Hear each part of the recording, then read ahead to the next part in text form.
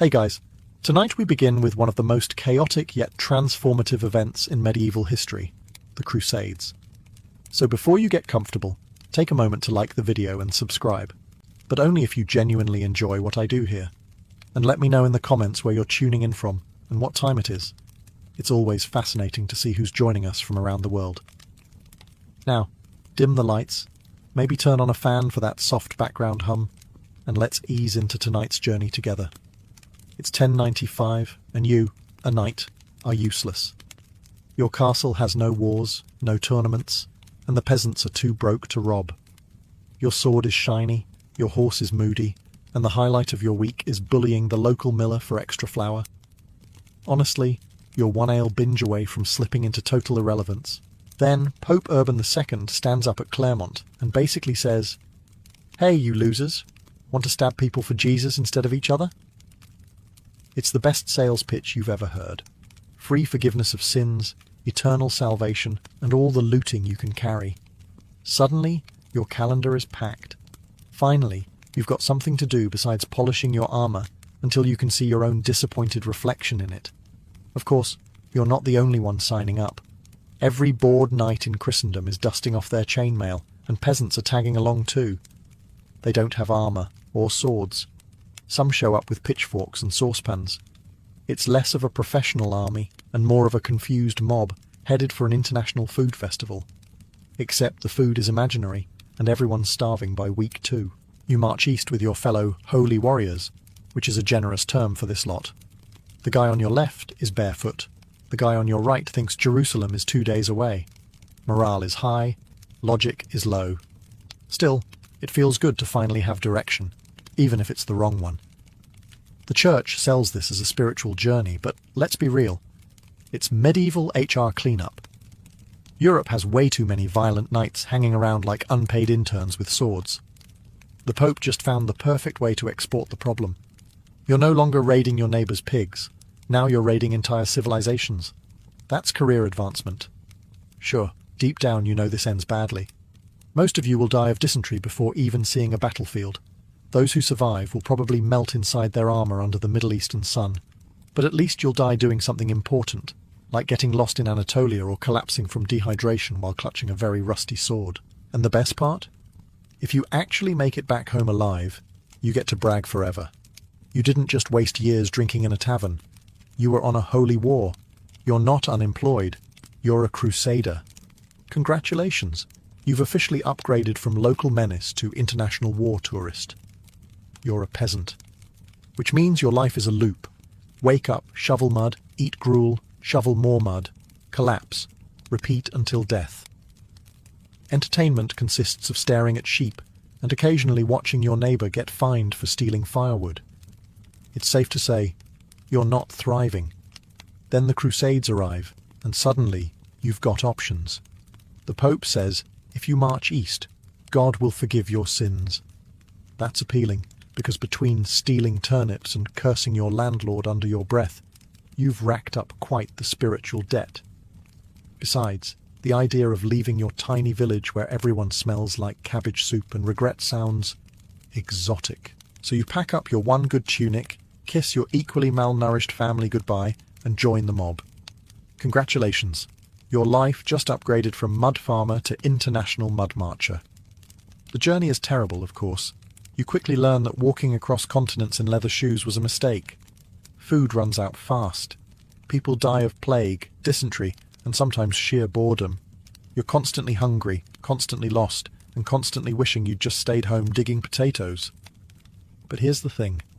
For the first time ever, you're seeing things. Cities with stone walls taller than anything in your entire region. Markets where spices and fabrics dazzle your mud-caked eyes. Constantinople alone blows your mind. Its domes, mosaics, and running water make your village look like a pigsty with delusions of grandeur. You can't stop staring. You also can't stop thinking about how many chickens you'd have to steal to afford a single lamp from these markets. And when you finally arrive in the Holy Land, assuming you survive the road, you're walking in places you've only heard about in church sermons mumbled by half-asleep priests. Jerusalem, Bethlehem. It feels unreal. You're sweaty, starving, and your clothes are falling apart. But you've made it further than anyone in your family has ever dreamed. Back home, people live and die within a 5-mile radius. You've marched across Europe and Asia, seen cities your neighbours can't even pronounce, and eaten food that wasn't boiled turnips. Sure, you nearly died 6 times, and you'll probably never be the same again. But compared to endless years of farming mud, this feels almost glamorous. The Crusades might kill you, but they've already rescued you from the most terrifying fate of all. Dying of boredom in your cabbage patch, you've trudged for months through mud, forests and hostile villages, and you're starting to wonder if this crusade thing is just an elaborate prank. Then suddenly, there it is, Constantinople, and your medieval peasant brain can barely process what you're looking at. First off, the walls. You've seen wooden fences before, maybe a stone wall if your local lord was feeling fancy. But here, the walls stretch so high, they might as well scrape the heavens. They're thick, layered, and guarded by people who actually know what they're doing. If your village had walls like this, you'd never have to chase your pigs out of the neighbour's cabbage patch again. Then you step inside. Your jaw hits the ground. Markets overflowing with silks and spices. Fountains spouting clean water, not the murky swamp juice you're used to drinking. Domes glinting in the sunlight, so polished they practically mock the leaky thatched roof you once called home. The Hagia Sophia alone looks like it was designed by angels with far too much free time. And the food. Oh, the food. Fresh bread that doesn't taste like sadness. Meat seasoned with spices you can't even name. Sweet desserts dripping with honey. You take one bite and realize your entire culinary experience back home has been a crime against humanity. Suddenly, boiled turnips feel like a personal insult. Of course, you also realize you look like absolute garbage compared to the locals. You're covered in dirt, your clothes smell like goat, and you've got the haunted stare of someone who hasn't bathed since Advent. Meanwhile, Constantinopolitans are strutting around in robes of silk, dripping in jewellery, as if to remind you that you're the medieval version of a tourist in sweatpants. Still, you can't deny it. You're awestruck. This city is the crossroads of the world, where east meets west, where trade routes pour in treasures, and where peasants like you finally understand how pitiful your mud hut really is. Do you feel slightly resentful? Absolutely. Do you also start fantasizing about smuggling some of this wealth back home? Definitely. Constantinople isn't just a city. It's a slap in the face to everything you thought civilization meant. For the first time, you realize the crusade might actually be worth it. Even if you die tomorrow, at least you got to see a city that made your entire village look like an accident someone forgot to clean up. Back home, dinner is the same sad rotation. Bread that could double as masonry, porridge that tastes like wet hay, and the occasional boiled cabbage, a dish so bland it makes you question why you even bother chewing. If you're really lucky, you get some salted pork that tastes like it was cured during the last ice age. Then you march east on crusade, stumble into a marketplace, and your entire concept of food implodes. You see strange powders, red, gold, black, and green. Merchants scoop them up with delicate spoons and wave the scents in your direction. The smell alone makes you suspicious. Food with aroma? That's witchcraft where you come from. But you're curious. You sprinkle some of this so-called pepper onto your stale bread. And suddenly, you're alive. It's spicy, sharp, exciting. You sneeze so hard you nearly drop your bread, but you don't care. For the first time in your life, food has flavour beyond burnt or rotten. Then comes cinnamon. You try a pinch and it tastes sweet, warm, almost comforting, like if joy had a flavour. You suddenly understand why nobles back home are willing to pay a fortune for this stuff. It's not just food anymore.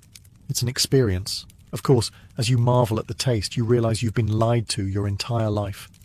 All those years of eating watery gruel? Completely unnecessary. The world had spices this whole time. It's just that nobody in your miserable corner of Europe bothered to share them with you.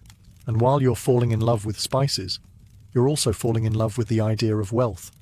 Because you watch merchants haggle, and you see the sacks of silver changing hands for a single bag of pepper.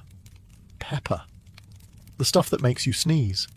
Suddenly you're doing medieval math. If you can somehow steal, smuggle, or just borrow a sack of it home, you'll never shovel mud again. Spices aren't just food. They're power. They're status. They're a giant, fragrant middle finger to the boiled cabbage still rotting in your village pot back home. You don't know it yet, but thanks to these spices, Europe will develop trade routes, empires, and entire wars over flavor. All you know right now is that your taste buds are screaming, "Where has this been all my life?" Congratulations. You've just discovered spices, and dinner will never taste like despair again. Back home, sweet means maybe finding a berry that hasn't been eaten by birds yet. Dessert is not a concept. The closest you've come is bread so undercooked it's still doughy in the middle.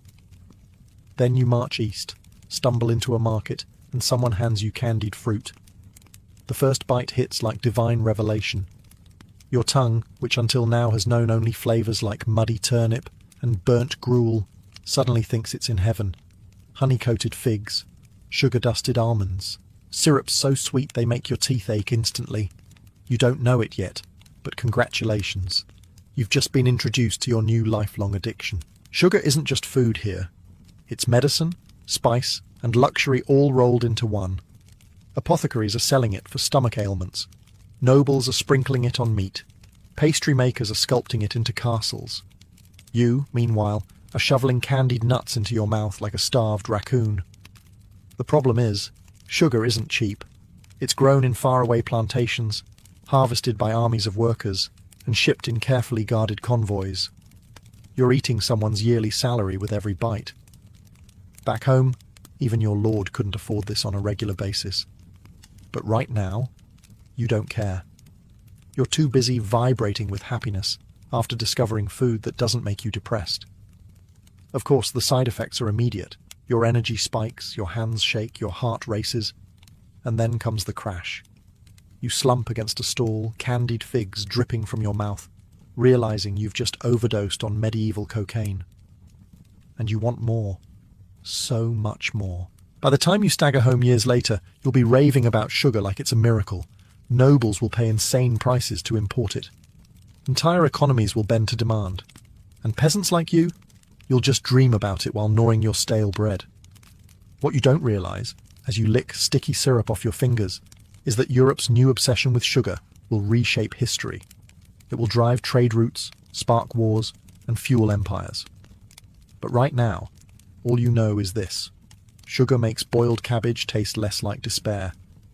Congratulations. You're no longer just a crusader. You're a walking advertisement for the sweetest drug of the Middle Ages. You didn't sign up for this crusade to learn anything. Let's be clear. You came for salvation, loot, and maybe a dramatic death story your grandchildren could exaggerate later. But somewhere along the road, between bouts of dysentery and stabbing the wrong people, you start noticing things. Like doctors. Real doctors. Not the guy back home who thinks headaches require drilling holes in your skull. Here in the East, physicians are handing out herbal remedies, setting bones properly, and even washing their hands before surgery. Washing their hands. Back home, your barber surgeon probably wiped his knife on his pants and called it sterile. Then there are the books. Entire libraries stuffed with Greek philosophy, mathematics, astronomy, medicine. Ideas that your village priest would have happily burned as heresy. You can't read a word of it, of course, but you can tell this is the good stuff. Some smarter crusader will drag copies back west, and suddenly Europe won't have to reinvent the wheel every 2 centuries. And numbers. Have you ever seen the number 0? You hadn't, until now. At first you're suspicious. How can nothing be a number? Sounds like witchcraft. But then someone explains Arabic numerals, and suddenly math doesn't take 3 hours and 6 monks to tally sheep.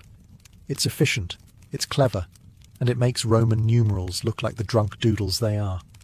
Even architecture is teaching you things. You walk past mosques with soaring domes and minarets that make your church look like a pig shed. You see aqueducts and fountains still running after centuries, and you realize your village well filled with frogs might not be the peak of engineering. The irony is that you're not trying to absorb any of this. You're just passing through, sword in hand, staring at things you don't understand. But the knowledge seeps in anyway. You go home bragging about strange remedies, smarter numbers, and buildings that don't collapse every winter. You sound half insane, but some monk will write it down, and a century later people will act like Europe just invented it. You came to fight for God. Instead, you tripped over science, math, and medicine like loose coins in the street. Congratulations, you're not just a crusader now. You're a very unwilling, very confused cultural exchange program. You weren't expecting the Crusades to turn you into an art critic, but here we are. Back home, the average church is a squat rectangle of stone, with a roof that leaks and walls so plain they make you sleepy just looking at them. It's basically a barn with a cross nailed on top. Then you march east and see buildings that make your jaw drop. Domes so massive they seem to hover in the sky. Arches tall enough to make your neck hurt. Windows filled with coloured glass that actually lets in light, instead of keeping it out like the tiny arrow slits in your church. You stand there gaping, trying to figure out how anyone built this without divine help, or at the very least, a very large ladder. Naturally, you go home and brag about it. You tell masons, "Hey, I saw a church bigger than 10 castles stacked together, and it had windows brighter than the sunrise." They laugh at you, until someone actually tries it, and suddenly, Gothic architecture is born. Now churches aren't just barns with bells. They're soaring cathedrals, with flying buttresses that look ridiculous, until you realise they keep the walls from collapsing. Builders start carving pointed arches everywhere, like medieval graphic designers who just discovered a new font, and stained glass becomes the medieval equivalent of Netflix. Peasants can now watch the Bible in colourful pictures, since most of them can't read anyway. The best part? These new churches terrify people into piety. Walk into a Gothic cathedral and you're dwarfed by stone pillars, blinding windows and ceilings that vanish into shadows. Suddenly you're convinced God is watching, and he's not impressed with your recent sins. Mission accomplished. Sure, construction takes decades, sometimes centuries. You might lay one brick and die before the spire is halfway done, but your grandchildren will get to say, "Grandad worked on that flying buttress," which is basically the medieval version of being in the credits of a blockbuster movie. So yes, you went on crusade to stab people, but you came back with design inspiration. Without your trip, Notre Dame wouldn't exist. Chartres would just be a pile of rubble, and Europe's churches would still look like sad stone boxes. You thought the Crusades were about religion. The Pope said something about Jerusalem, salvation, and eternal glory. But then you pass through Venice, and it hits you. This whole thing is also a giant money-making scheme. Venetian merchants don't fight in crusades. They profit from them. While you're sweating under armour and eating stale bread, they're selling ships, supplies, and overpriced wine to desperate knights who don't know how to haggle. You need passage to the Holy Land? Venice has a boat. It's rickety, smells like fish and probably leaks, but it'll cost you a small fortune. Don't like it? Too bad. Venice has a monopoly, and they know it. As you march off to battle, the Venetians stay behind counting coins.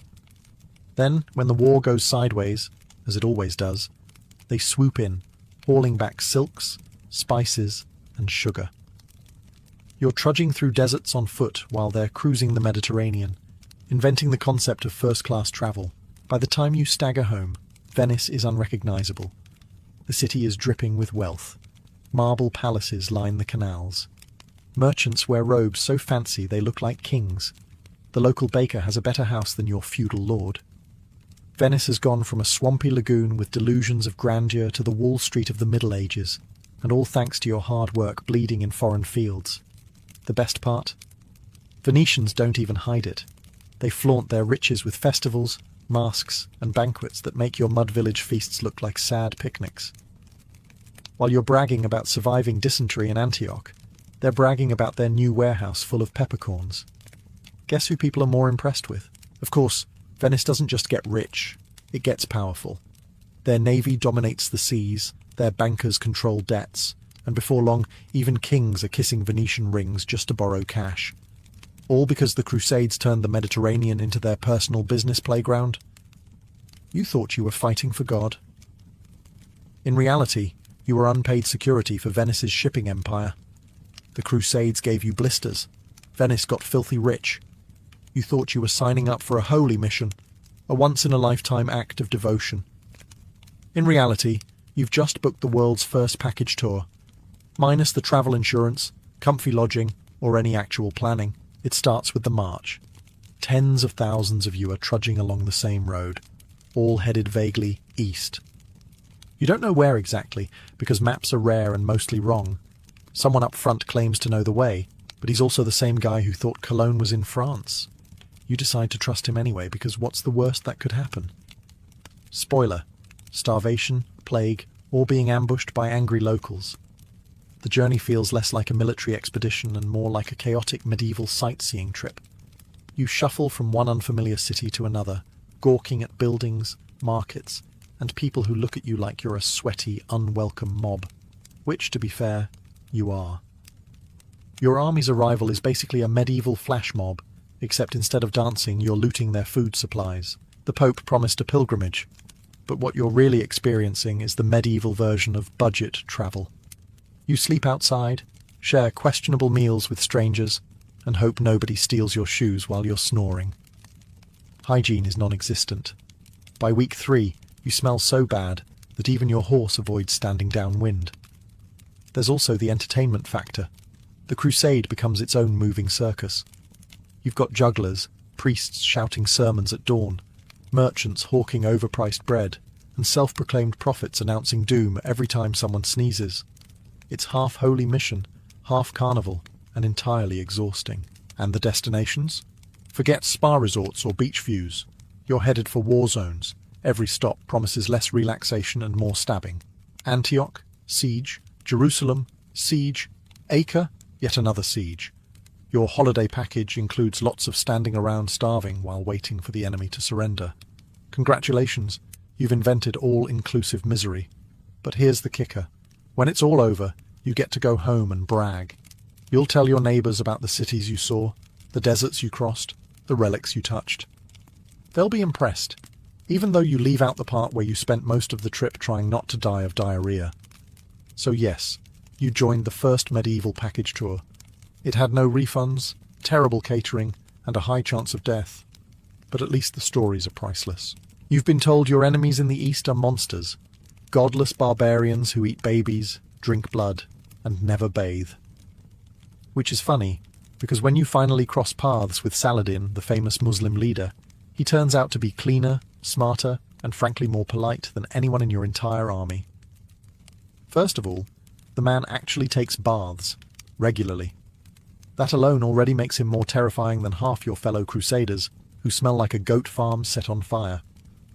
Saladin dresses in silk, carries himself like a king, and, worst of all, doesn't immediately die when he sees your glorious European tactics, which mostly consist of charging in a straight line and hoping God sorts out the details. Then there's his reputation. Even your leaders whisper about it. Saladin fights like a lion, strategizes like a genius, and treats prisoners better than you treat your own comrades. He even once sent fruit and ice to Richard the Lionheart when the man was sick. Imagine that. Your greatest enemy delivering a medieval get-well basket while you're still arguing with your squad over who gets the least mouldy loaf of bread. When you finally face him in battle, you realize why the legends stick. His armies don't panic, don't scatter, and don't spend 3 hours arguing over who forgot the siege ladder. They move like they've actually trained for this. You, meanwhile, are wearing 50 pounds of armor in the middle of the desert and wondering if it's too late to fake heat stroke. And here's the real kicker. Even when he beats you, and he usually does, Saladin comes across as the good guy. Chroniclers describe him as merciful, noble, even chivalrous. That's awkward, because you've been promised eternal glory for stabbing his men, and yet you can't help thinking you'd rather follow him than your own half-drunk commander. Of course, back home, the bards will spin this differently. They'll say you fought a terrifying infidel, not a generous statesman. They'll gloss over the fact that Saladin has better manners, better logistics, and better skincare than your entire army combined. But you'll remember. You'll remember the man who managed to make you feel like the rude, smelly invader in someone else's backyard. You've spent your whole life scribbling on parchment, which is just animal skin stretched, scraped, and dried, until it resembles leather that failed its career as a shoe. It's thick, it's expensive, and it smells faintly like regret. If you need something cheaper, you use wax tablets or just carve notes into wood like a caveman. Writing is a chore, and books are so rare that your village priest still chains his Bible to the pulpit like it's the crown jewels. Then, somewhere in the east, someone hands you a sheet of paper. At first, you're confused. It's thin, smooth, and, here's the shocker, not made out of dead cow. You bend it in your hands, and it doesn't crack. You write on it, and the ink doesn't smear instantly into a sad blob. It's light, it folds, and you can stack dozens of sheets without needing a small army of oxen to carry them. You immediately suspect witchcraft. Nothing this convenient should exist. But no, it's just paper. Invented in China centuries ago, perfected in the Islamic world, and now blowing your medieval mind like the iPhone of the 12th century. Suddenly the possibilities start clicking. With paper, copying books doesn't require sacrificing a herd of sheep. Letters can travel without being bulky, brittle scrolls. Bureaucracy, God help us, can actually expand, because now nobles and kings can produce contracts, decrees, and tax records faster than ever. In other words, your feudal paperwork just went from rare nuisance to daily nightmare. Thanks, paper. Of course, your first instinct as a crusader is not to appreciate the cultural value, but to imagine how much you can sell this stuff for back home. Your neighbours will lose their minds when they see something that isn't calfskin masquerading as literature. A whole new black market is born, where paper becomes as desirable as pepper or sugar. And though you don't realise it yet, paper is going to reshape Europe forever. Universities will thrive, literacy will spread, and eventually some guy named Gutenberg will figure out printing presses, all because crusaders like you stumbled east, saw something cooler than parchment, and decided to copy it. So yes, you came for salvation and loot. Instead you discovered stationery. Congratulations, you've just upgraded Europe from cowhide scribbles to civilized paperwork. And now every medieval scribe owes you a thank you card, written on paper of course. You've been marching for years. You're hot, tired, broke, and still not entirely sure where Jerusalem is on a map. But don't worry, this time the plan is foolproof. The Fourth Crusade will succeed where the others failed. Spoiler, it doesn't. First problem? Venice. You and your fellow crusaders promise to pay them for ships to sail to the Holy Land, but when it comes time to cough up the gold, you're all broke. Turns out most knights are terrible at budgeting. Venice isn't mad, though. They're helpful. They offer a deal. Instead of paying in cash, how about you sack Zara, a Christian city, for them? You know, just a quick pit stop of treachery. So you do it. Congratulations. You've just attacked fellow Christians before even seeing an infidel. Jerusalem is already looking like a distant dream. Then things really go sideways. A Byzantine prince shows up with promises of cash, supplies, and troops if you'll just help him take Constantinople back from his enemies. And because you've already committed one oops, why not double down? Off to Constantinople you go. What follows is less holy war and more looting vacation. Instead of marching on Jerusalem, you and your comrades storm the greatest Christian city in the East. You burn, pillage, and strip it of treasures. Priceless relics? Gone. Ancient manuscripts? Torched. Horses? Looted. Even the bronze horses from a racetrack are dragged back to Venice. Nothing says for Christ's glory like stealing statues for home decor. As you stumble through palaces grabbing candlesticks, you realize this is a new low. The crusade didn't just miss the target, it hit the wrong continent. You were supposed to save Christianity's holiest city. Instead, you've permanently crippled the Eastern Roman Empire, your supposed ally. Nice work. The irony is rich. Instead of uniting Christendom, the Fourth Crusade split it for good. Constantinople never fully recovered. Meanwhile, Venice became richer than ever, swimming in stolen treasure while you drag yourself home empty-handed. You wanted glory. You got infamy. You set out to fight infidels and ended up robbing fellow Christians. Congratulations. You've just lived through the most spectacular medieval GPS fail of all time. Back home, your vocabulary is limited. Most of your sentences are some variation of, "Yes, my lord," "No, my lord," or "Please don't hang me, my lord." Your world is tiny, your words are tinier, and the most exotic phrase you know is "ale, please." Then you go on crusade, and suddenly your ears are assaulted by languages that don't sound like someone choking on porridge.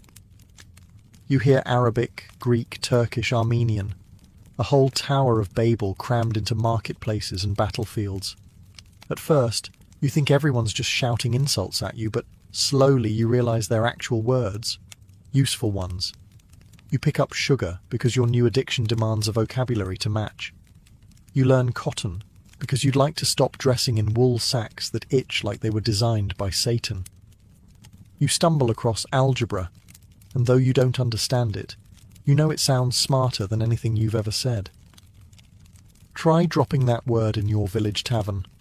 Instant respect, even if you still can't count past 20 without taking your shoes off. Some words slip into your speech whether you want them to or not. Coffee, though you can't afford it. Bazaar. Checkmate. Before long, you're sprinkling them into conversation like you invented them. Your neighbours stare at you like you've become a wizard. You let them. Back in Europe, these borrowed words spread like wildfire. Nobles loved tossing them around to sound cultured.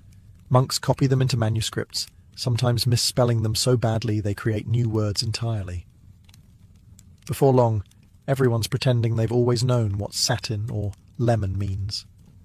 Of course, you don't get credit for this. Nobody's going to write, "Thank you, random sweaty crusader, for enriching our vocabulary." But the truth is, without you and your fellow accidental linguists, Europe would still be stuck describing everything as meat or not meat. Language is power, and by lugging home these shiny new words, you've accidentally made your world sound a little bigger, a little fancier, and a lot more confusing. So yes, you still smell like a swamp, and your sword is rusty. But when you walk into the tavern and casually mention sugar or algebra, everyone's impressed. Congratulations, you've gone from village idiot to international linguist, and all it took was a few years of holy war. You stagger home from the Crusades, half dead, sunburned, and smelling like a camel's armpit. But here's the silver lining. Nobody back in your mud-caked village knows what really happened, which means you're about to become the most interesting storyteller within 50 miles. At the tavern, you drop your first tale. You don't mention the dysentery, the endless marching, or the fact that you once got lost for 3 days because your captain couldn't read a map. Instead, you talk about the time you fought valiantly at Antioch. By valiantly, you mean you stood behind a wall holding a rusty spear, hoping someone else did the stabbing. But your neighbours don't know that. To them, you're practically Richard the Lionheart's right-hand man. And that's the beauty of it. The truth doesn't matter. The Crusades were such a chaotic mess that any story you tell sounds believable. Did you slay 10 enemy knights with one hand? Sure. Did you scale the walls of Jerusalem using only your bare feet and divine willpower? Why not? Did you personally wrestle Saladin? Absolutely, and you nearly won too, but he cheated, obviously. The best part? Nobody can prove you wrong. There's no medieval fact-checker scrolling through parchment archives to call you out. Your word is gospel, and every time you embellish, your reputation grows. Soon, people are calling you the hero who saw the Holy Land, instead of that guy who used to steal cabbages. These stories don't just entertain, they inspire. Priests turn them into sermons, bards weave them into songs, and nobles commission tapestries of battles that never quite happened that way. Over time, the Crusades transform from a logistical disaster into a noble epic, all because you and your buddies couldn't resist bragging. Of course, you remember the truth. The fleas, the hunger, the endless waiting during sieges, the fights over mouldy bread. But you'll never admit that part. Why waste a good legend with details about diarrhea? So yes, the Crusades gave you scars, trauma, and probably a lifelong limp. But they also gave you legendary stories to tell around the fire. And in the Middle Ages, a good story is worth more than gold. Congratulations, you've gone from anonymous mud farmer to myth-making world traveller. All it cost you was your youth, your health, and possibly your sanity. You set out thinking the Crusades would be simple. March east, stab some infidels, grab a relic or two, and march home to eternal glory. Easy. Instead, you nearly died of dysentery 12 times, lost 3 pairs of shoes in the mud, and spent more days waiting around hungry than actually fighting. By all accounts, you should come home a failure. And yet, somehow, you've just changed Europe forever. Because while you were busy stumbling through deserts and stealing figs from markets, you accidentally opened the floodgates of global exchange. You brought home spices that made dinner edible, sugar that turned nobles into addicts, and paper that turned monks into productivity machines. You introduced new words, new trade routes, and new diseases. Sorry, Europe. You even inspired architects to stop building sad stone barns and start raising cathedrals that looked like they were designed by overachieving giants. The irony. None of this was intentional. You didn't march to the Holy Land thinking, "Ah yes, let me spark the Renaissance and modern banking systems." You just wanted to not go to hell and maybe loot a gold candlestick along the way. But history doesn't care about your intentions, only your mess. And oh boy, what a glorious mess you made. Meanwhile, Venice and Genoa are now swimming in cash, thanks to your unpaid labour. Kings and nobles suddenly realise there's money to be made in trade. Scholars discover that the East has libraries, medicine, and actual math, and suddenly Europe starts looking a little less backward. Even your mud village benefits. The tavern now serves food with pepper, and people drop fancy new words like sugar and algebra as if they've always known them. Sure, millions died, cities burned, and the Crusades ultimately failed at their stated goal. But the aftermath is undeniable. Europe got its cultural, economic, and intellectual booster shot, courtesy of you, the unwilling delivery system. So when you limp back home, scarred, broke, and smelling faintly of goat, just remember this. You didn't just waste years on a hopeless holy war. You jump-started centuries of change. Congratulations. You've accidentally dragged Europe kicking and screaming into the future. And all it took was one very messy, very misguided, but, let's admit it, kind of awesome crusade. The earliest jousts were messy, almost indistinguishable from outright brawls.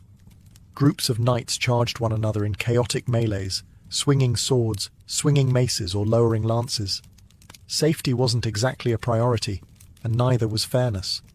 Horses were trampled, men were killed, and villages unlucky enough to host these contests sometimes found their fields churned into mud and their barns stripped for makeshift viewing stands. But even in this chaos, a pattern began to form. The thrill of two knights, alone, charging at one another on horseback became the highlight. Slowly, that spectacle pulled away from the group melees and developed into its own dedicated event. By the late 11th and early 12th centuries, jousting was no longer a wild free-for-all, but a contest with a purpose. Knights would line up on opposite sides of a long wooden barrier called a tilt. Then, spurred forward, they would thunder across the field, lances levelled, aiming not to kill, but to strike with precision. The goal was clear: shatter your lance on your opponent's shield or armour, or unseat him entirely if you had the strength and skill. What set jousting apart was not just its danger, but its symbolism. To sit tall on a destrier, lance steady, shield gleaming with heraldic colours, was to announce to the world, "I am a knight, and my honour is beyond reproach." Even if you lost, the act of showing up, of charging into danger for the sake of reputation, could elevate your standing. This was no longer just training for war, it was theatre, ritual, and the foundation of knightly identity. From its chaotic beginnings in the blood-soaked melees of early tournaments, jousting had begun to take shape as something more refined, something that would eventually dominate the culture of the medieval aristocracy for centuries to come. For a medieval knight, the joust was far more than a sporting match. It was a public declaration of character, a test not only of skill with the lance, but of courage, loyalty, and self-control. When two armoured men met in the tilt yard, they carried with them the weight of family honour, noble lineage, and the entire code of chivalry. To triumph was to shine in the eyes of one's peers and, more importantly, in the eyes of ladies watching from the stands. To falter, to flinch, or worse, to refuse the challenge, meant disgrace that could cling for a lifetime. Honour in the Middle Ages was a currency as valuable as land. For a knight, reputation determined whether kings offered command in battle, whether lords granted fiefs, and whether noble families opened their doors in marriage alliances. The joust became a stage upon which all of this could be displayed.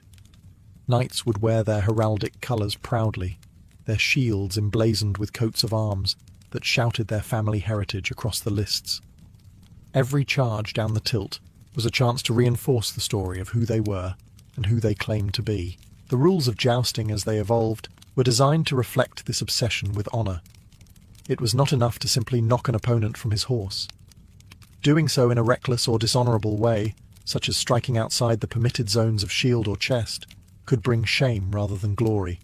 Clean breaks of the lance, made with precision and restraint, were celebrated as marks of refinement and mastery. A knight who smashed 3 lances in perfect succession could become as celebrated as one who unseated his foe.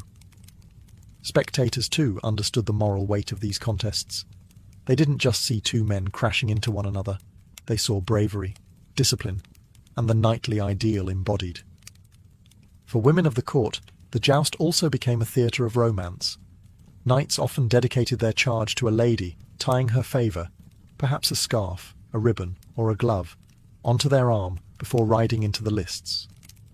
Success was proof of devotion. Failure could be spun into tragic gallantry. Thus, the joust was never just about breaking wood and bruising ribs. It was about the performance of honour itself. Each tilt was a miniature war in which the stakes were not land or life, but reputation, the invisible crown every knight sought to wear. As jousting matured from wild melees into a more refined contest, rules became essential. Without them, the tilt yard was simply a chaotic gamble of life and death. With them, it became a disciplined sport that mirrored the order and ideals of chivalry.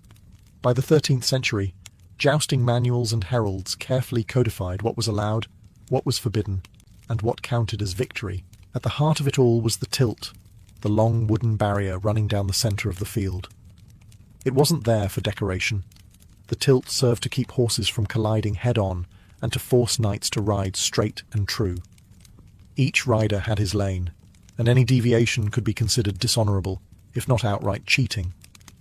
Staying in your lane was as much about discipline as it was about safety. The lances themselves were adapted for the sport. Gone were the sharpened war lances of the battlefield.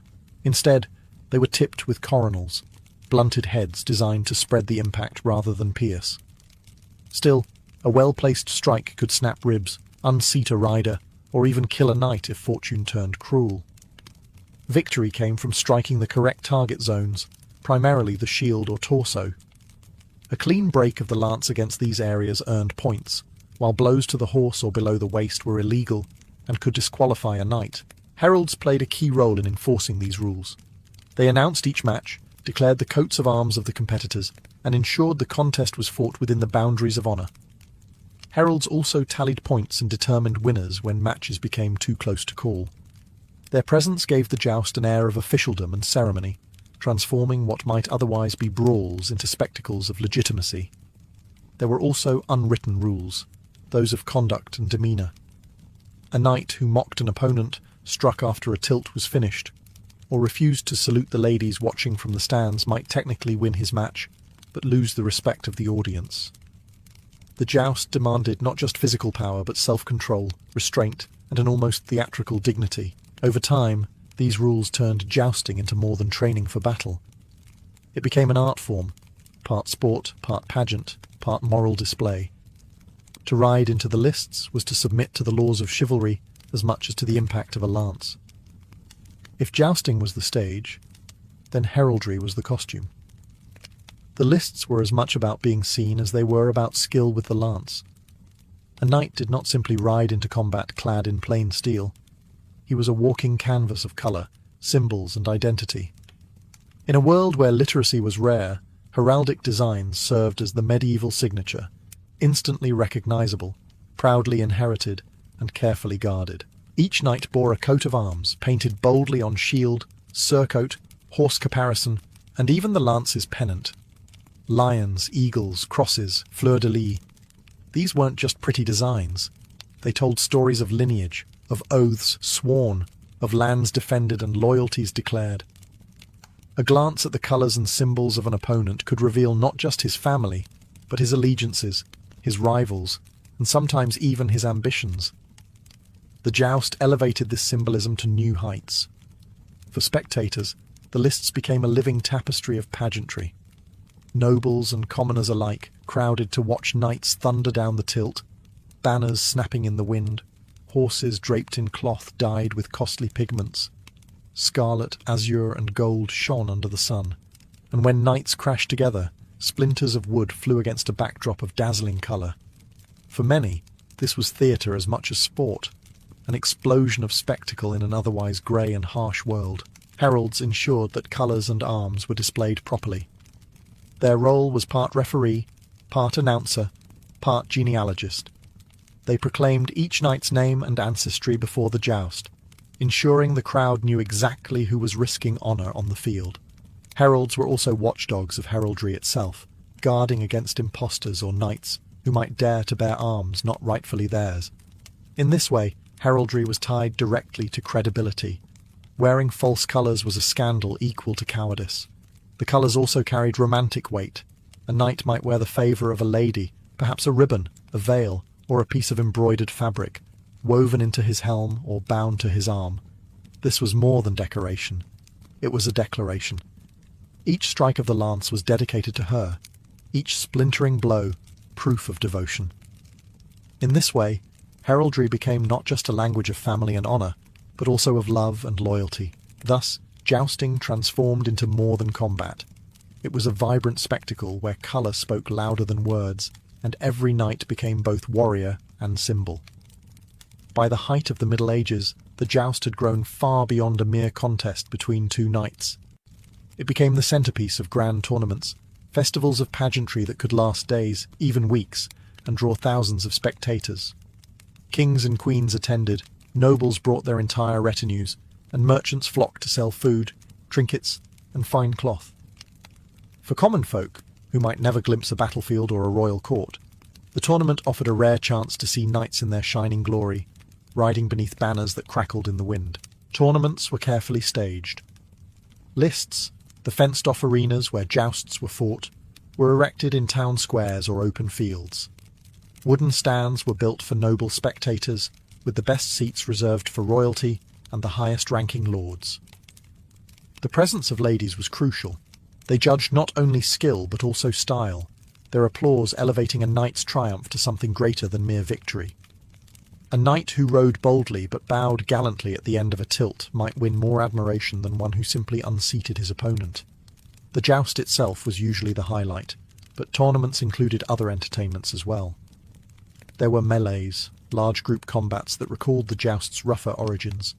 There were banquets, filled with roasted meats, spiced wines, and elaborate displays of sugar and pastry shaped into castles or animals. Jugglers, minstrels, and dancers entertained the crowds between bouts. A great tournament was as much carnival as it was combat. Ceremony was just as important as fighting. Knights would parade into the lists in procession, their horses caparisoned in dazzling fabrics, their shields polished until they gleamed. Trumpets blared, heralds called names, and banners rippled in the sun. The event was theatre, a carefully orchestrated show meant to dazzle. Even the pauses, when splintered lances were replaced, or horses were led off for rest, were opportunities for nobles to gossip, bet on outcomes, or admire the finery of armour and cloth. For rulers, tournaments were also political tools. Hosting a lavish joust displayed wealth and power, reinforcing bonds of loyalty among the nobility. Kings could reward favoured knights with prizes, jewels, or even land, turning spectacle into strategy. At the same time, rivals could size one another up without the risks of actual war. In short, the medieval tournament was a blend of battle and festival, a stage where the ideals of knighthood met the hunger for entertainment. It was blood sport, but also pageant, a show where knights fought not only for victory but for the gaze of the crowd. If the clash of lances was the heartbeat of a tournament, romance was its soul. The joust was never only about men proving their strength, it was also about winning admiration, particularly from the ladies watching in the stands. In the culture of chivalry, a knight's reputation was measured not just by his victories, but by his devotion to ideals of loyalty, courtesy, and love. And nowhere did these ideals shine brighter than in the tilt yard. Knights often rode into the lists wearing the favour of a lady. This could be as simple as a ribbon, a veil, or even a glove tied to the arm or fastened to the helm. Small though it was, this token transformed the joust into a performance of courtly love. Every strike of the lance, every charge into danger, became a declaration of devotion. To break a lance in a lady's honour was to declare before the entire assembly that her beauty and virtue inspired courage. The ladies themselves were not passive observers. They judged the contests, granted favours, and sometimes even decided the victor in cases of dispute. Their applause or disdain could elevate a knight's reputation, or tarnish it beyond repair. A knight might win the match, but if he rode without elegance, or failed to dedicate his efforts to a noble cause, he risked being dismissed as brutish rather than gallant. Romance, however, was not always innocent. Behind the poetry and pageantry, politics lurked. A knight might seek the favour of a powerful noblewoman, not only for admiration, but to forge alliances or advance his position at court. A smile or token from the right lady could open doors in a world where status was everything. In this way, the joust blurred the line between personal affection and political ambition. Medieval poets and troubadours added fuel to this culture. They sang of knights who braved lances and swords for the love of unattainable ladies, their verses spreading the idea that true knighthood was incomplete without devotion. The joust became living poetry, chivalric ideals made visible in wood and steel. Thus, the tilt yard was both battlefield and stage. Knights fought not just for honour, but for love, real or imagined. The thunder of hooves and splintering lances echoed with another message, that in the theatre of chivalry, courage and romance were inseparable. For all its rules, pageantry and blunted lances, jousting was never truly safe. Beneath the chivalric rituals and colourful banners lay a brutal reality. Men were hurt, maimed and sometimes killed in the lists. The tilt yard was meant to display honour, but it could just as easily end in tragedy. The danger began with the sheer force of impact. Two armoured knights charging at full gallop could generate tremendous momentum. Even with coronals, blunted lance tips designed to spread the blow, the impact often shattered more than just wood. Broken ribs, concussions, dislocated shoulders, and punctured lungs were all common outcomes. A knight unhorsed might fall awkwardly, pinned beneath his destrier or trampled in the chaos. Armour helped, but even the best plate could not entirely soften a lance's shock. Some injuries came not from the lance, but from the splinters. When a lance shattered on impact, shards of wood could fly like missiles. Chroniclers record knights blinded when splinters pierced their visors, or scarred when fragments lodged deep into flesh. The most famous victim of jousting's hazards was King Henry II of France, who in 1559 took a splinter through the eye during a tournament and died days later, a reminder that even kings were not immune. And then there was the horse. Though rules forbade strikes against the mount, accidents were inevitable. A misaimed lance could cripple or kill a destrier, sending both horse and rider crashing down. Knights who lost their steeds often suffered the worst injuries, as thousands of pounds of armour and animal came down in a tangle. Despite the risks, knights embraced the danger. Injury in the lists was considered a badge of courage, proof of devotion to honour. A scar could be displayed as proudly as a broken lance. Death, though tragic, was sometimes framed as a noble end, preferable to the shame of cowardice. Chroniclers often praised fallen knights as martyrs to chivalry. Still, the risks led to reforms. By the late Middle Ages, helmets were strengthened, lances were hollowed to shatter more easily, and tilts were improved to keep horses apart. Yet no amount of refinement could erase the reality. Jousting remained a violent gamble.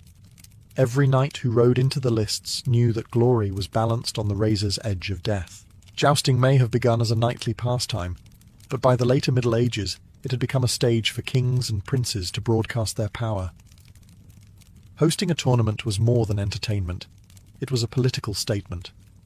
To organise such a lavish event required wealth, manpower, and influence. Every joust held under royal patronage reinforced not only the ideals of chivalry, but also the authority of the crown. Monarchs used tournaments to showcase strength. A king who could field dozens of knights in gleaming armour, draped in heraldic finery, signaled both prosperity and control. Crowds that gathered to watch were reminded quite literally of the grandeur of their ruler. The expenses were enormous. Armor specially crafted for jousts, elaborate banquets, richly decorated lists. But this extravagance was deliberate. To dazzle the nobility and common people alike was to cement loyalty. Royal tournaments also doubled as diplomatic tools. Foreign envoys were often invited, and knights from abroad were welcomed into the lists. In these contests, chivalry became a form of soft power, a chance to impress allies, intimidate rivals, and demonstrate that one's court was the cultural and military heart of Europe. A visiting ambassador might leave not only with admiration, but also with the sense that opposing such a king would be unwise. For ambitious knights, the joust was a pathway to royal favour. A strong performance in front of the king or queen could lead to patronage, titles, or lucrative marriages. Victories in the lists were not just personal triumphs. They could be political stepping stones. Many knights staked their fortunes on the tilt yard, knowing that a single dazzling charge could earn them a place in the monarch's circle. Yet royal patronage also heightened the stakes. To lose before one's sovereign could be humiliating, while to win might arouse envy or suspicion. Kings themselves sometimes entered the lists, both to prove their valour and to embody the knightly ideals they demanded of their subjects. This was risky. Henry VIII of England famously suffered serious injuries during a joust in 1536, but it showed that monarchs were willing to gamble even their own bodies for glory. Thus the joust became a nexus of power, weaving together spectacle, politics, and chivalry. It was never just sport, it was propaganda on horseback, orchestrated beneath the approving gaze of royalty. By the dawn of the Renaissance, jousting had reached its golden age. Courts across Europe celebrated it not merely as a sport, but as a grand ritual that defined knighthood itself. The tilt yard was where legends were made, where honour was won, and where the ideals of chivalry found their most dazzling expression. And yet, as the centuries rolled on, jousting began to fade, its dangers, costs, and changing world slowly chipping away at its once unshakable place in society. The decline was partly practical. Warfare had evolved. Gunpowder, firearms, and disciplined infantry formations began to dominate the battlefield, rendering the knight on horseback less decisive than he once was. The joust, born as a form of training for war, suddenly seemed outdated. Lances and plate armour, once essential, became ceremonial relics rather than useful tools of combat. By the 16th century, jousting was no longer preparation for war. It was theatre, kept alive for tradition and spectacle. Another factor was its danger. Even as equipment improved, jousts remained perilous. The death of King Henry II of France in 1559, killed by a lance splinter through the eye, sent shockwaves across Europe. If even a monarch could die in the lists, many began to question whether the risks outweighed the glory. Gradually, rulers curtailed or banned jousts, preferring safer entertainments that did not risk the lives of their nobles. Yet even in decline, jousting left a powerful legacy. It shaped the very image of knighthood, embedding the idea of the brave warrior who fought not only for victory, but for honour and love. The rituals of heraldry, the ideals of courtly love, the pageantry of tournaments, all of these remained woven into the cultural memory of Europe long after the last lance was broken. Today, jousting lives on in romantic imagination. Festivals, reenactments, and literature keep the image alive. Two knights thundering toward one another, banners snapping, the crowd holding its breath for the clash. It is less a sport now than a symbol, a reminder of an age where honour was fought for on horseback, beneath the eyes of lords and ladies, with splintering wood and steel ringing in the air. Thus, the joust ended not in a single blow, but in transformation. From training ground to spectacle, from deadly combat to legend, jousting's story mirrors the rise and fall of knighthood itself. For the Pythia, the famed oracle of Delphi, was not born into her role, she was chosen. In the earliest centuries, the position was reserved for a young virgin, symbolizing purity and closeness to Apollo. But after one priestess was abducted for her beauty, the Delphians changed the rule. From then on, The Pythia was selected from older women, beyond the reach of such dangers, yet still dressed in maiden's clothing to honour tradition. This choice reflected a paradox at the heart of her role.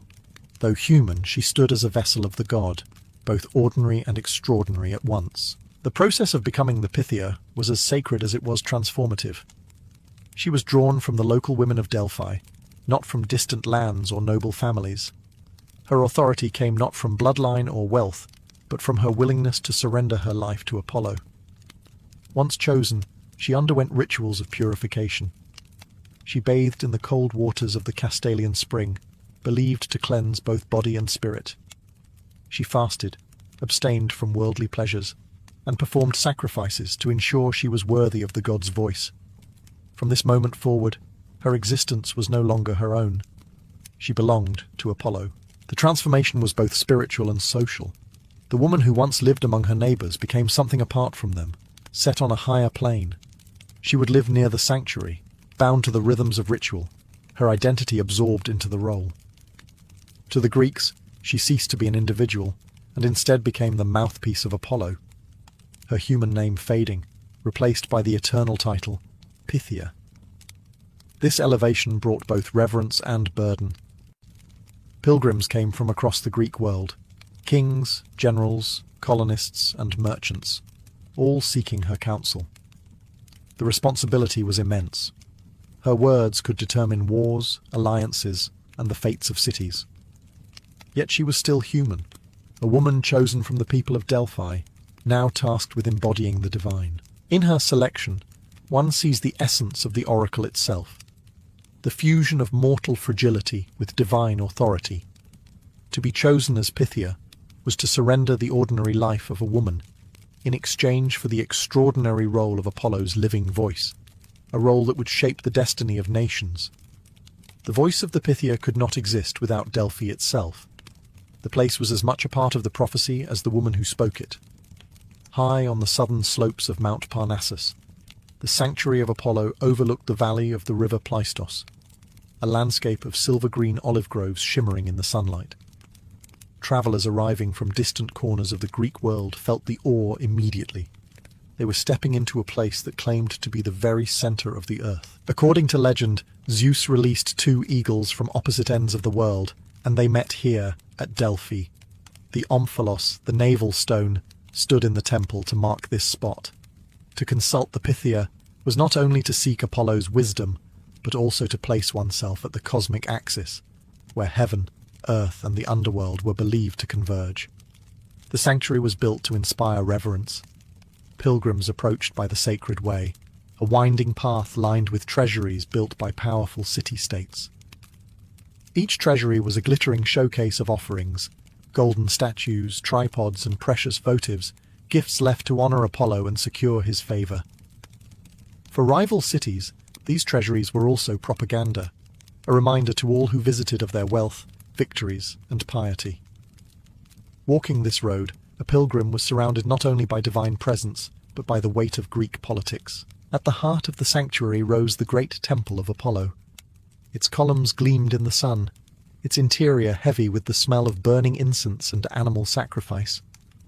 Inside was the Adyton, the innermost chamber where the Pythia sat upon a tripod over a chasm in the earth.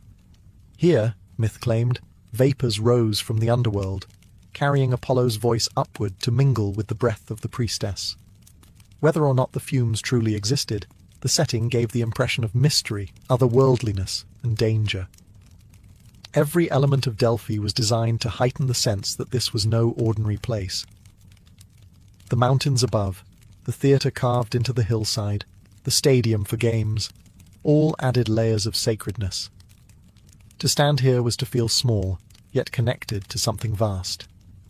The Pythia's words carried weight precisely because they were spoken in a place where mortals believed the gods walked among them. On the appointed days, when Apollo's power was thought to be strongest, the Pythia would prepare to enter the Adyton, the innermost chamber of his temple. This was no casual act. It was a carefully orchestrated ritual meant to transform an ordinary woman into a mouthpiece of the divine. Every step mattered, and every gesture carried meaning. The day began with purification. The Pythia bathed in the Castalian spring, whose icy waters were said to cleanse not only the body, but the soul. From there she drank from the sacred Cassotis spring near the temple, believed to carry the power of prophecy itself. A priest would sacrifice a goat on Apollo's altar, pouring cold water over it to ensure it trembled, a sign that the god accepted the ritual. Only then could the oracle begin. Dressed in simple robes, often white, the Pythia entered the dim chamber of the Aditon. At its centre stood the sacred tripod, a bronze seat supported by 3 legs shaped like coiled serpents, echoing Apollo's victory over the Python. The dragon said to have once guarded this place. She seated herself above a fissure in the earth, where myth claimed vapours rose. The air would be heavy with incense, the flicker of torches casting shadows across the stone walls, as priests and petitioners waited in reverent silence. Then came the transformation. The Pythia would inhale, chant, and rock rhythmically, entering a trance-like state. Ancient sources describe her speaking in a voice not quite her own, words spilling out rapidly, sometimes incoherent, sometimes wild, as if Apollo himself had seized her tongue. Attendants, known as prophets, stood nearby to catch her words, shaping them into responses for those who had come seeking guidance. What the pilgrims received was rarely straightforward. Apollo spoke in riddles, double meanings, and ambiguities.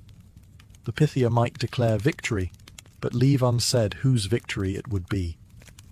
She might urge a colony to be founded where the oracle points, leaving leaders to interpret which patch of land fit the cryptic phrase. The mystery was intentional. To speak plainly would limit divine wisdom. To speak in riddles made the words timeless, adaptable, and haunting. Thus, prophecy was not simply given, it was performed.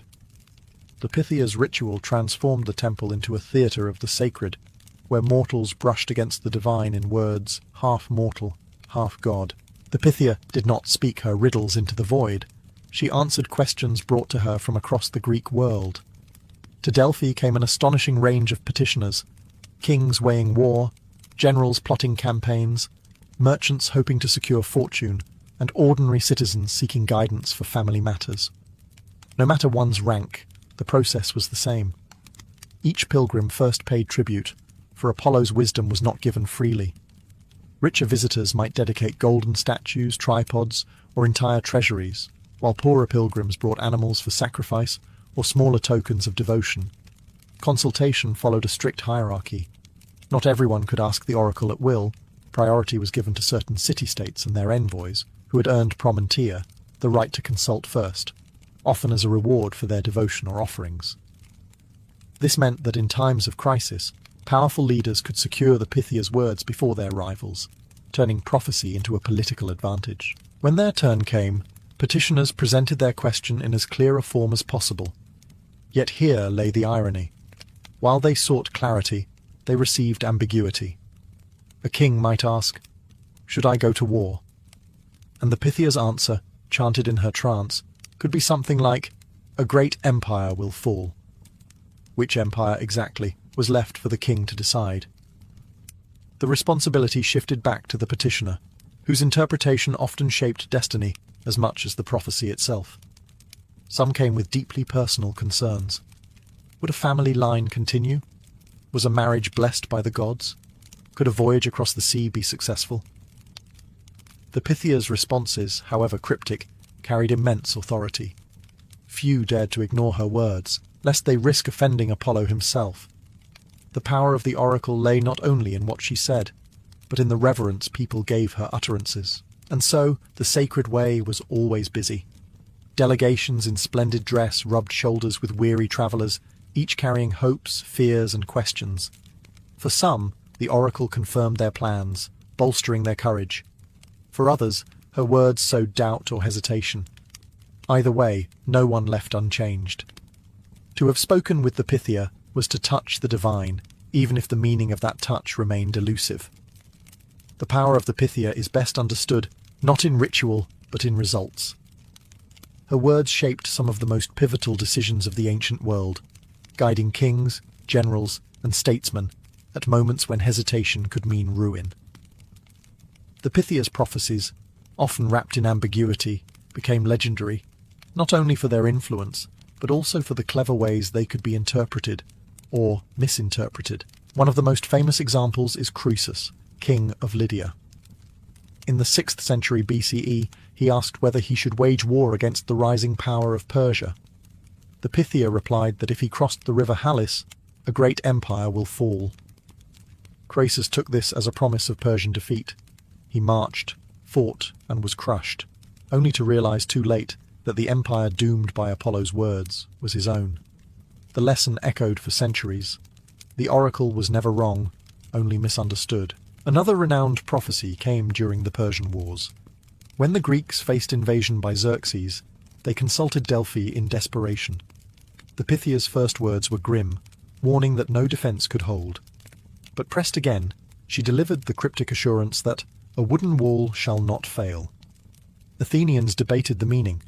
Was it their city's palisades, or something else? Themistocles argued it meant their navy.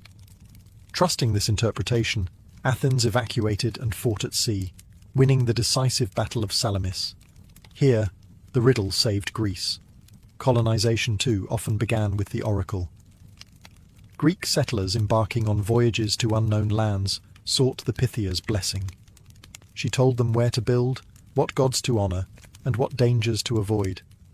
The founding of Cyrene in North Africa, Syracuse in Sicily, and countless other cities carried her signature. To claim Apollo's sanction was to anchor a new community in divine legitimacy. Even individuals found their fates sealed by her voice. Oedipus, in myth, heard from Delphi that he was destined to kill his father and marry his mother.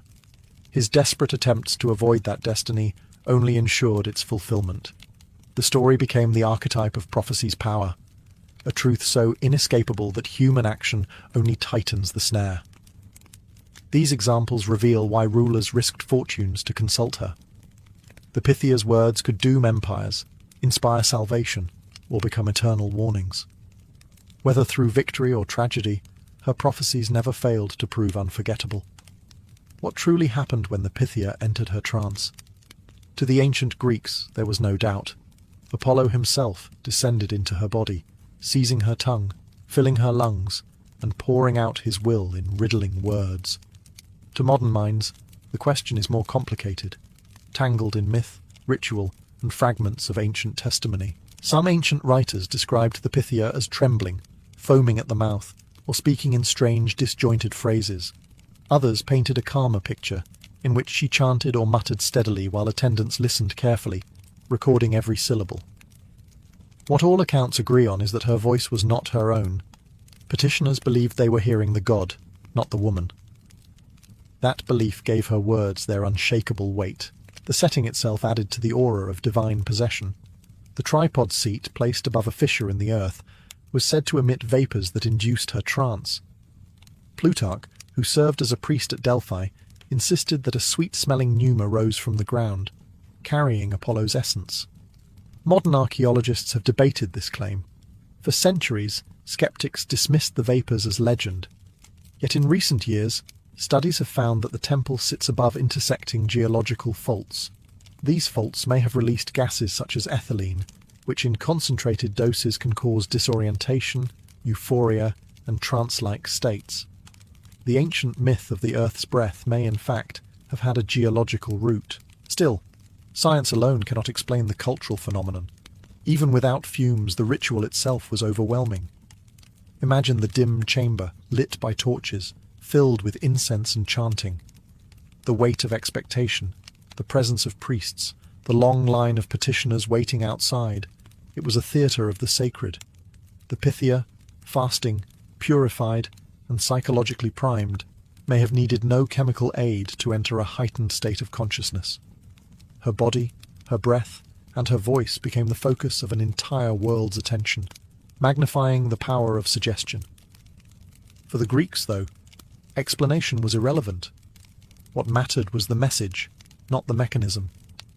Whether through God, gas, or ritual ecstasy, the Pythia's words carried the authority of Apollo. Mystery was part of the oracle's strength. Her voice had to feel otherworldly to command the destiny of nations. The Pythia was not simply a religious figure, She was a force in Greek politics. Her words, delivered in the dim chamber of Apollo's temple, could ripple outward to shape alliances, justify wars, or topple ambitions. For leaders across the Greek world, to have Apollo's voice on one side was to claim divine sanction.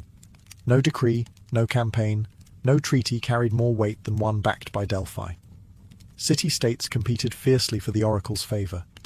Athens, Sparta, Corinth and Thebes all sent rich gifts to Delphi, each building treasuries along the sacred way as dazzling advertisements of piety. These offerings weren't only devotional, they were political investments. The more a city lavished upon Apollo's sanctuary, the more likely it was to secure favourable oracles, or at least priority in consultation. In a world where prophecy could decide the timing of a war or the founding of a colony, influence at Delphi was a prize worth fortunes. The Pythia's words often echoed the shifting balance of power. When Sparta sought legitimacy for its conquests, the oracle frequently endorsed them. When Athens rose to dominance, it, too, found Delphi a willing ally at times. Some historians suspect the priests who assisted the Pythia may have steered her words subtly, aligning prophecy with the political winds. Yet to the Greeks, this was not manipulation. It was Apollo's will, expressed in terms mortals could understand. The oracle also influenced diplomacy. Before embarking on risky ventures, Greek states sought her blessing. Colonists setting out across the seas carried Apollo's sanction with them, which lent authority to new settlements and discouraged rivals. Even foreign rulers recognized Delphi's clout. Croesus of Lydia and later Roman emperors sent lavish gifts, acknowledging the oracle's symbolic power over the Greek world. But the Pythia's authority was not absolute. Leaders sometimes ignored her, and when disaster followed, the blame was laid on human arrogance rather than the oracle's fallibility. This dynamic only strengthened her prestige. Prophecy could not be wrong, only misapplied. In this way, the oracle became both shield and sword, an untouchable source of legitimacy that rulers wielded carefully. Thus, the Pythia was more than a prophetess. She was a political institution, her voice woven into the machinery of power.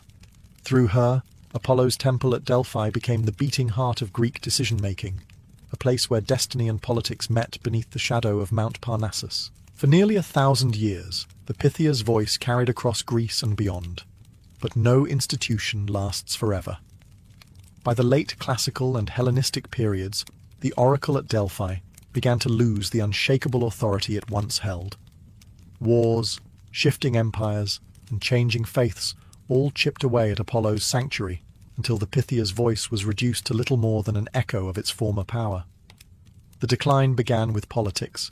As Greece fractured into rival leagues and later fell under Macedonian and Roman influence, the independence of Delphi eroded.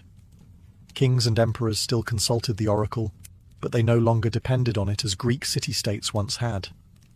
When Alexander the Great came to Delphi in the 4th century BCE, legend tells us he physically dragged the reluctant Pythia into the Adyton until she proclaimed him invincible. The scene symbolized a shift. No longer was the oracle unquestioned. Powerful men could bend it to their will. Wars also scarred the sanctuary. Delphi was plundered more than once, and though its treasuries remained impressive, the aura of untouchable sanctity began to fade. Rome's expansion further diminished its role. Roman emperors respected Delphi, but they had their own centers of prophecy and power. By the time of Hadrian in the 2nd century CE, the oracle was more a cultural relic than a decisive voice of empire. Religion, too, played its part. As Christianity spread through the Roman world, pagan oracles were increasingly condemned as false or demonic. By the 4th century CE, Christian emperors actively suppressed such practices. The temple of Apollo at Delphi fell silent, its rituals abandoned, its sacred fires extinguished. The once revered fissure, where Apollo's breath was believed to rise, was left to crumble in darkness. Yet decline did not erase memory. Even as the oracle's voice faded, its legend grew. Writers, historians, and poets preserved the tales of cryptic prophecies that swayed the course of history. The image of the Pythia, seated upon her tripod, became part of the cultural fabric of the ancient world. By the end, the oracle was no longer a living voice but a myth, remembered more for what it had once been than for what it still was.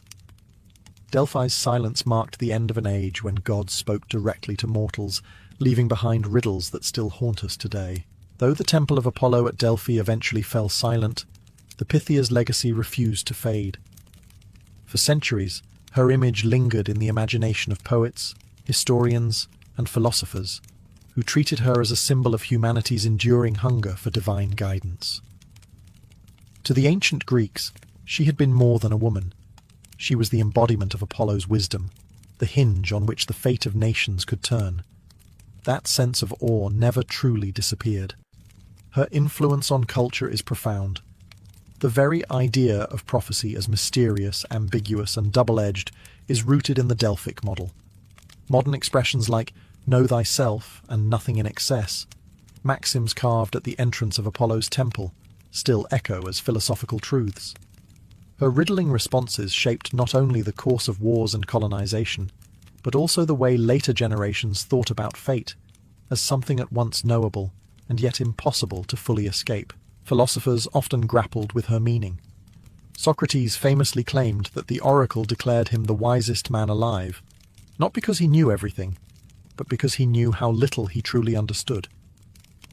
From this story grew entire schools of thought on humility, wisdom, and the pursuit of truth.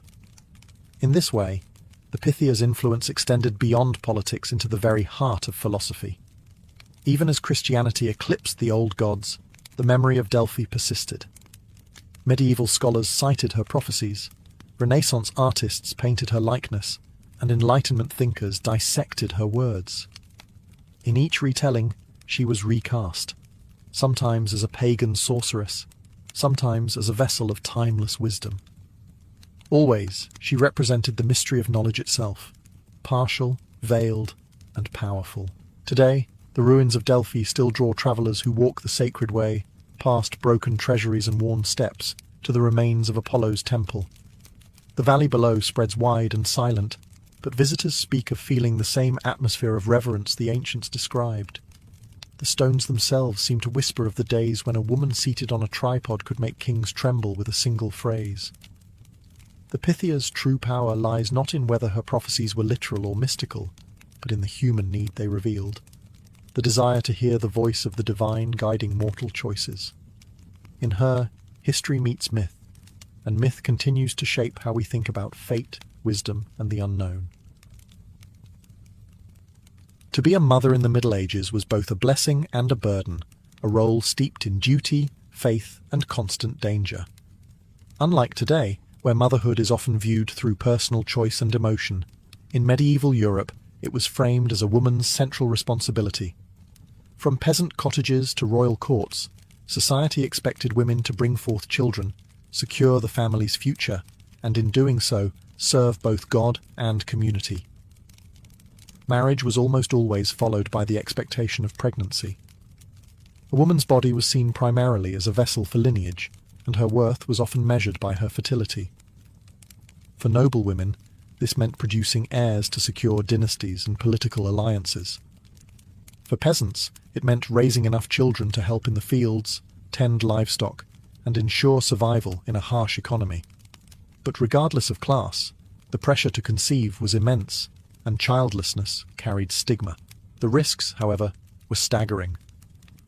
Medieval medicine was poorly equipped to handle complications of pregnancy and childbirth. Women faced infections, hemorrhage, and obstructed labour with little more than prayers, charms, and the aid of midwives who relied on herbal remedies and experience passed down through generations. Childbirth was so perilous that it was sometimes referred to as a woman's battlefield. A mother could go into labour knowing it might be the last act of her life. Infant mortality was equally grim. Diseases, poor sanitation, malnutrition, and accidents claimed countless young lives. Some estimates suggest that as many as 1 in 3 children never reached adulthood. For mothers, this meant navigating the constant cycle of birth, loss, and grief. Yet life went on. Women were expected to endure and to conceive again, often within months of a loss. Religion offered both comfort and pressure. The Virgin Mary was upheld as the ideal mother, pure, selfless, and endlessly nurturing. Sermons and devotional texts reminded women that motherhood was their holy duty, and surviving childbirth was sometimes interpreted as divine mercy. At the same time, baptism rituals and prayers gave families a sense of protection, however fragile, over their newborns. Motherhood in the Middle Ages was thus a complex tapestry of joy and sorrow, duty and danger. It was at once a sacred calling and a lifelong trial, where love for one's children was shadowed by the ever-present fear of loss. For medieval noblewomen, motherhood was not simply a personal matter, it was a political act. Their primary duty was to produce heirs, and in doing so, secure dynasties, strengthen alliances, and preserve the fortunes of their families. A noblewoman's body was, in many ways, the battlefield on which the future of kingdoms and estates was fought. Her ability, or failure, to bear children could shift the balance of power across Europe. Marriage itself was rarely about romance. Most unions were arranged with politics and property in mind, and the success of that arrangement was judged in the nursery. A queen who produced sons was celebrated as a stabilizer of the realm. A barren queen, or one who bore only daughters, risked humiliation, annulment, or being pushed aside for another. In this way, noble women lived under relentless pressure, their private lives scrutinized by courtiers, chroniclers, and clergy alike. Pregnancy among the nobility was both ritualized and closely guarded. Noble women often withdrew into confinement during the later stages of pregnancy, attended by midwives, ladies-in-waiting, and sometimes physicians if the family could afford them. Birth was accompanied by prayers and offerings to saints, particularly Saint Margaret, the patron of childbirth. Yet even with wealth and attendants, noble women faced the same mortal dangers as their peasant counterparts. No amount of luxury could protect them from infection or hemorrhage. Queens died in childbirth as frequently as villagers did, leaving kingdoms shaken by sudden succession crises. The children of noblewomen, especially sons, were not theirs to raise freely. Heirs were often taken into the care of tutors, nurses, and guardians who shaped their education and political training. Daughters were groomed for marriage alliances, sometimes betrothed before they were even old enough to walk. Still, mothers played an important role in instilling values of loyalty, piety, and honor, and some wielded considerable influence over their children long into adulthood. The maternal bond, though mediated by politics, was still powerful. For noble women, the stakes of motherhood extended far beyond the home. Their wombs carried the weight of dynasties, and their success or failure in producing heirs shaped the destinies of nations. Behind the glittering halls of castles and courts, motherhood was both the most celebrated and most dangerous role a noblewoman could play. For peasant women, motherhood was less about dynasties and politics, and more about sheer survival. Life in the countryside was grueling, and children were both a blessing and a necessity. They provided the labor that kept households afloat, tending animals, working fields, hauling water, and spinning wool. Yet to reach that point, both mother and child first had to survive the brutal realities of childbirth and infancy.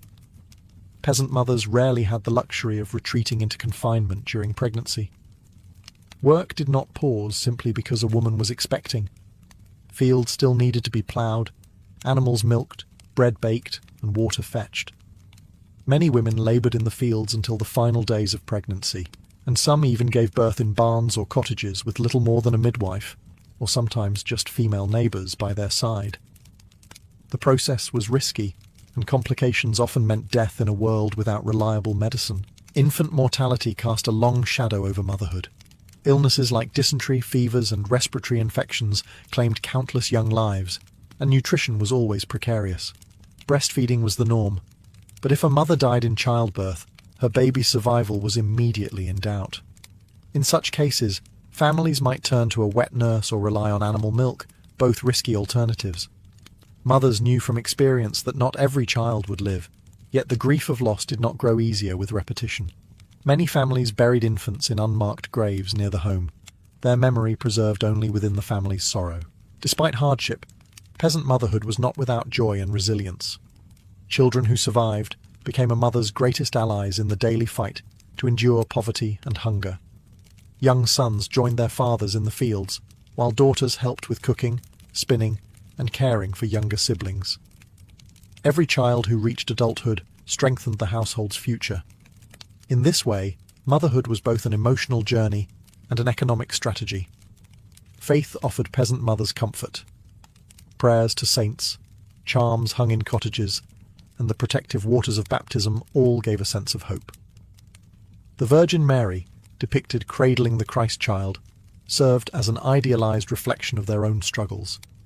Though unlike Mary, most mothers bore not one child but many, often at the cost of their own health. For peasant mothers, survival and sacrifice defined motherhood.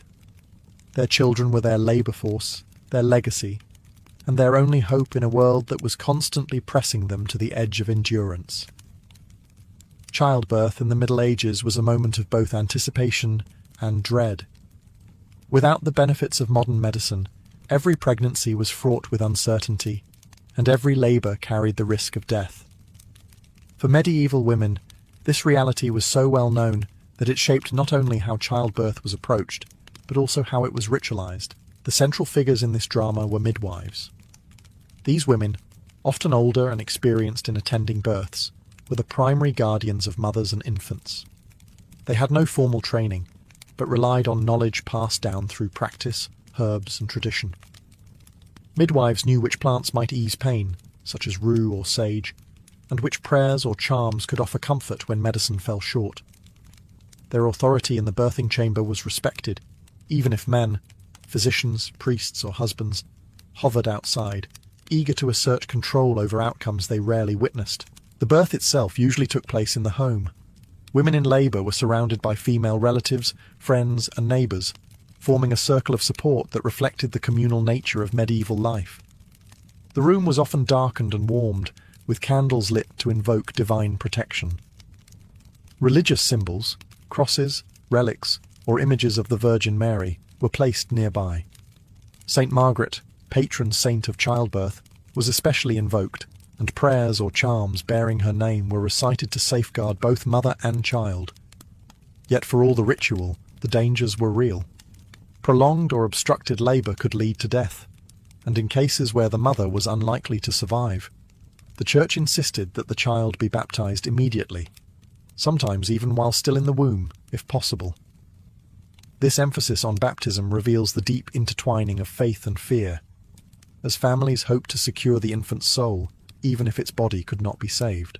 When a birth was successful, it was a moment of profound relief. The child was swaddled tightly, believed to ensure proper growth, and shown to the father and community. For the mother, however, the ordeal was not over. Many suffered infections, hemorrhage, or lasting injury. Surviving childbirth was itself considered a blessing, a narrow victory won on what many called a woman's battlefield. Through midwives, rituals, and faith, medieval women faced one of life's most dangerous moments with courage. Every safe delivery was a triumph over odds that were stacked against them, and every child born was proof of resilience in a world shadowed by mortality. The arrival of a child was only the beginning of a mother's burden. In the Middle Ages, infancy was the most fragile stage of life, and caring for a newborn required constant vigilance in a world where survival was far from guaranteed. Disease, malnutrition, and accidents claimed countless young lives, making every mother's role a mixture of love, labour, and fear. Breastfeeding was the most common form of nourishment. For peasant women, it was both natural and necessary, ensuring that their infants received sustenance even when food was scarce. Noble women, however, often delegated this task to wet nurses, believing that their own health, appearances, or obligations demanded it. This choice reflected class divides. Where a peasant mother's bond with her child was forged at the breast, aristocratic infants sometimes grew up closer to their nurses than to their biological mothers. Still, noble women were expected to oversee the care of their children, ensuring proper feeding, swaddling, and protection. Swaddling itself was a universal practice. Infants were wrapped tightly in cloth strips, restricting their movement in the belief that it promoted proper growth and kept them safe. A swaddled child was easier to carry, lay down, or keep warm in drafty homes, though to modern eyes it may appear harsh. Mothers also used charms and amulets to protect their babies from evil spirits, or the evil eye. a reflection of how vulnerable newborns were perceived to be. Daily care went hand in hand with religious duty. Baptism usually took place within days of birth, a practice driven by high infant mortality. Parents feared that an unbaptized child who died would be denied entry into heaven, so priests were summoned quickly. The ritual was a community event as well, formally welcoming the child into both the faith and society. Mothers also had to protect their infants against the harsher realities of medieval life. Smoke-filled cottages, cold winters, and unsanitary conditions left babies prone to respiratory illness and infection. Accidents were common, infants rolling into fires, drowning in basins, or being crushed in bed were real dangers. Such tragedies were so frequent that many families came to accept them as part of life's cruel rhythm. And yet, amidst the risks, there was joy. Mothers sang lullabies, whispered prayers, and delighted in the milestones of growth. To raise a child past infancy was a triumph worth celebrating, a fragile victory against a world that often seemed determined to snatch it away. If an infant survived its perilous first years, a new phase of motherhood began, one shaped less by swaddling and survival, and more by guidance, discipline, and preparation for adult life. In the Middle Ages, childhood was fleeting. By the age of 7, many children were already expected to take on meaningful tasks, and mothers were at the heart of this transition. For peasant families, childhood was woven into the rhythms of labour. Young boys were sent into the fields with their fathers, while girls remained close to their mothers, learning the domestic skills that would define their adult lives: spinning, weaving, cooking, and tending younger siblings. Mothers became their daughters' first teachers, passing down not only practical skills, but also the values of thrift, obedience, and endurance. Sons, too, were shaped by maternal influence, at least until they were old enough to apprentice, herd animals, or learn trades. Noble children experienced a different kind of training. Sons destined for knighthood were often sent away from home at a young age to serve as pages in another noble household, while daughters were groomed for future marriages that would secure alliances. Mothers of noble rank had less direct involvement in their sons' education, but they played a crucial role in instilling piety, manners, and the social graces necessary for court life. A noblewoman's guidance could influence the reputation of her entire family through the conduct of her children. Religion permeated childhood, and mothers ensured that their children learned prayers, attended Mass, and absorbed the moral lessons preached by the Church. Stories of saints and biblical figures were passed along at the hearth, shaping children's understanding of right and wrong. Mothers were often responsible for moral correction as well. Discipline ranged from stern words to physical punishment, accepted in medieval society as necessary for moulding character. Yet, even with heavy burdens, moments of affection shone through. Archaeological finds and manuscripts reveal toys, wooden horses, dolls, and carved figurines that suggest children did play, and mothers likely encouraged such joys where they could. Songs, rhymes, and games created brief escapes from the hardships of medieval life, and mothers were often the ones to nurture these small pockets of happiness. Ultimately, medieval motherhood during childhood was about preparing sons and daughters for lives that would arrive quickly and demand much. A mother's role was equal parts caretaker, teacher, and moral guide, ensuring that her children could survive not only infancy, but the demands of a world that seldom spared the unprepared. To be a mother in the Middle Ages was to live with constant awareness of death. High child mortality rates meant that almost every woman endured the loss of at least one child, and for many, the grief was repeated again and again. Disease, famine, war, and accident conspired against survival, and even the wealthiest families were not immune. For mothers, each loss left wounds that faith and duty could soothe but never erase. The Church taught that mothers should find solace in God's will, framing death as part of divine providence. Baptism offered comfort, ensuring that infants who died early would be carried to heaven rather than left in limbo. Yet the theology of consolation did not dull the personal pain of burying a child. Medieval sources, from laments in literature to accounts in chronicles, show mothers openly mourning, proof that grief was not hidden, but woven into the reality of life. For noble women, the stakes of loss were not only emotional, but political. The death of a son could mean dynastic crisis, while the death of a daughter could unravel years of alliance building. Queens like Eleanor of Aquitaine and Blanche of Castile endured the deaths of multiple children, each loss reshaping the fragile webs of medieval power. Their grief was personal, but it also carried political consequences, felt far beyond the nursery. Peasant mothers faced grief on a more intimate scale, often without chroniclers to record it. Their children might die quietly of fevers, malnutrition or accidents, leaving families to mourn in silence. Burial grounds near village churches filled with tiny graves, testaments to lives cut short. Mothers sometimes named multiple children with the same name, a sign of both remembrance and hope that at least one might live on. Despite the frequency of loss, grief was no less profound. A mother might quickly conceive again, pressed by necessity, but that did not mean she forgot.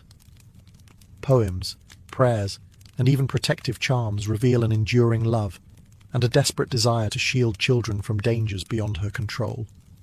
Maternal grief in the Middle Ages was thus both universal and deeply personal.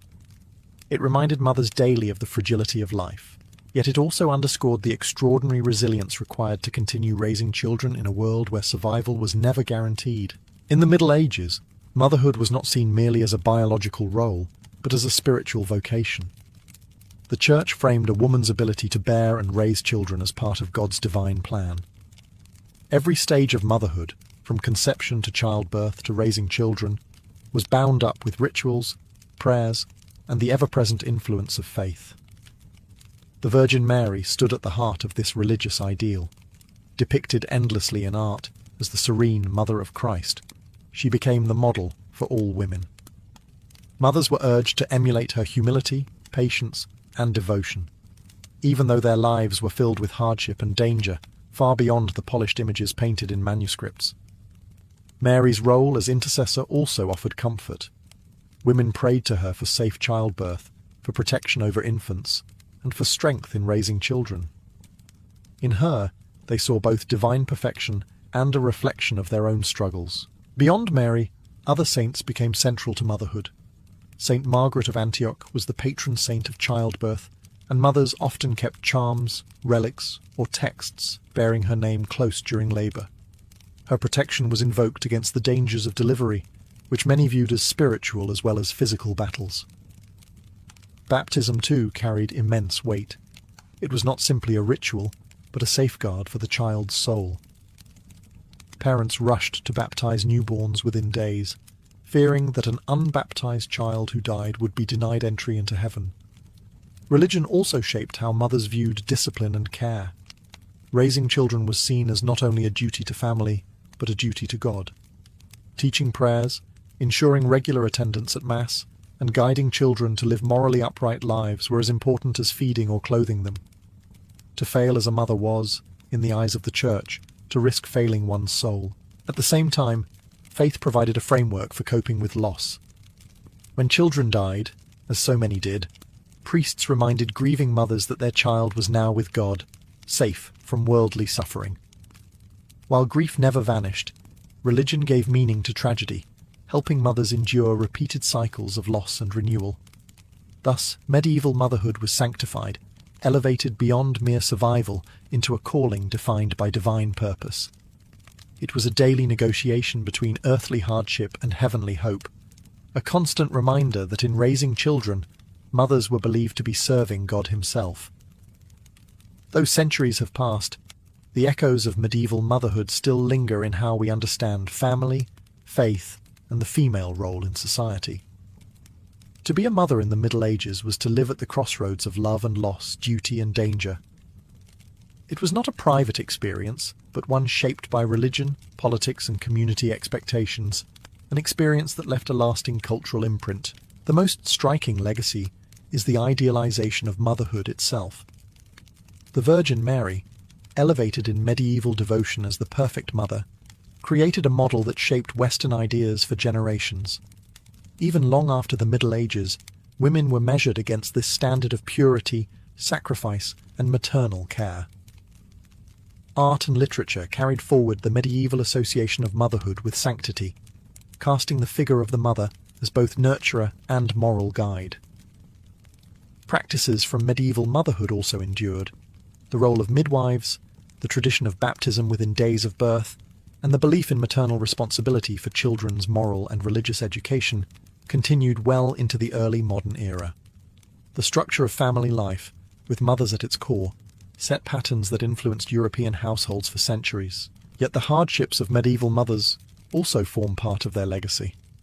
Their resilience in the face of staggering infant and maternal mortality left behind stories of survival that remind us how fragile life once was. Chronicles of noble women who died in childbirth, or folk traditions recording the struggles of peasant women, highlight the enormous risks they bore. These stories resonate today, offering perspective on the progress of medicine and the deep human cost that shaped medieval society. Emotional legacies remain too.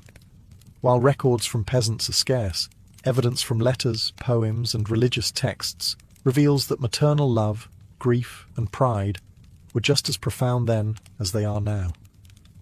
Behind every dynastic calculation or peasant labourer's struggle stood mothers who hoped, prayed, and sacrificed for their children. Ultimately, the legacy of medieval motherhood is a testament to endurance. It was a role at once glorified and burdened, revered in religious ideals yet scarred by constant risk. In remembering it, we see not only the constraints placed upon women, but also their strength in carrying families and entire societies through an age of hardship.